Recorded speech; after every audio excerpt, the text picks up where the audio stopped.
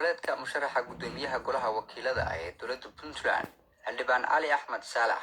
waxa uu ku dhashay magaalada Baran ee xarunta gobolka Sanaag taariikhdu markii ay ahayd June 1963 heerarka waxbarasho ee musharax Cali Axmed Saalax sanadii 1968 ilaa 1975 waxa uu soo dhigtay dugsiga Quraanka Kariimka ah ee Xubeera Baran sanadii 1972 ilaa 1979 waxa uu soo dhigtay dugsiga hoose dhexe ee Sinai Baran sanadii 1979 ilaa 1983 waxa uu dugsiga sare ku soo qaatay gobolka Banaadir gaar ahaan dugsiga Sheekh Xasan Barsane ee magaalada Muqdisho 1984 ilaa 1985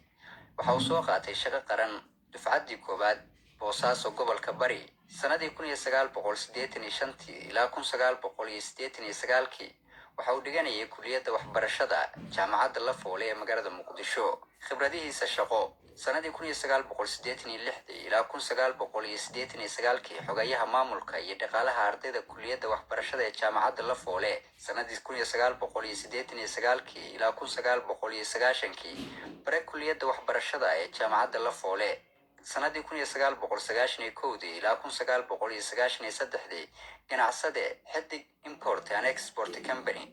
sanadii 1993 ilaa 1996 SDRA Local NGO Logistics Officer sanadii 1997 ilaa 1998 waxa uu shaqaysanayay si madax bannaan sanadii 1999 ilaa 2000 agaasimaha waaxda arkiifyada dastuurka iyo doorashooyinka golaha wakiilada dowladda Puntland sanadii 2000 ilaa 2009 agaasimaha waaxda maamulka iyo shaqaalaha golaha wakiilada dowladda Puntland sanadii 2009 ilaa 2014 ku-xigeenka xogayaha guud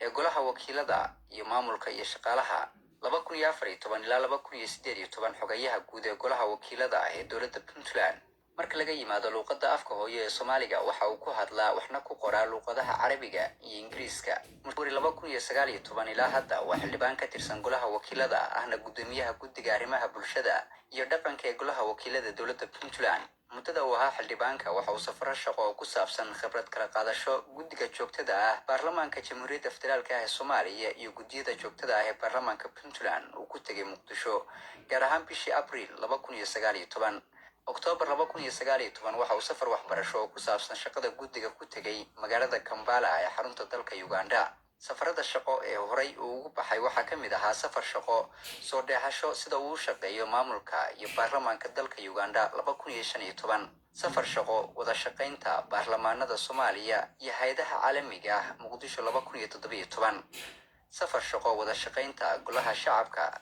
dowladda federaalka ah ee Soomaaliya iyo baarlamaanka Puntland Muqdisho 2017 safar shaqo wada shaqaynta baarlamaanada Soomaaliya iyo UN-ka Muqdisho 2018 safar shaqo oo lagu aasaasay madasha guddiyada dastuurka Soomaaliya heer federaal iyo kuwa xubnaha ka dowladda federaalka ah ee Soomaaliya Muqdisho safar shaqo daafurka dib u eegista qabyootirka dastuurka Soomaaliya Muqdisho 2018 tababarada ayaa qonkorsiyada uu soo qaatay xildhibaanku tababar ku saabsan horumarinta hay'adaha aan dawliga ahayn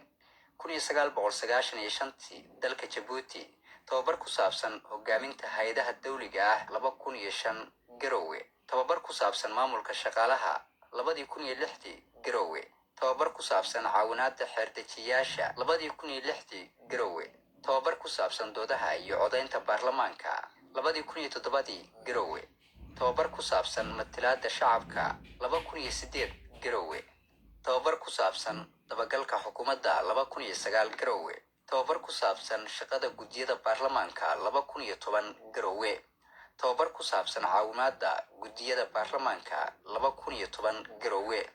tababar ku saabsan caawimaadda fadhiyada baarlamaanka 2011 Garowe tababar ku saabsan hagidda howlaha maamulka ee baarlamaanka 2011 Garowe tababar ku saabsan maamulka miisaaniyadda baarlamaanka 2012 waxa uu ku qaatay Garowe tababar ku saabsan dejinta qorshaha howlaha baarlamaanka 2014 Garowe safar shaqo waxbarasho 2015 Kampala tababar ku saabsan xuquuqda aadanaha 2016 Garowe haddaba musharaxa xilka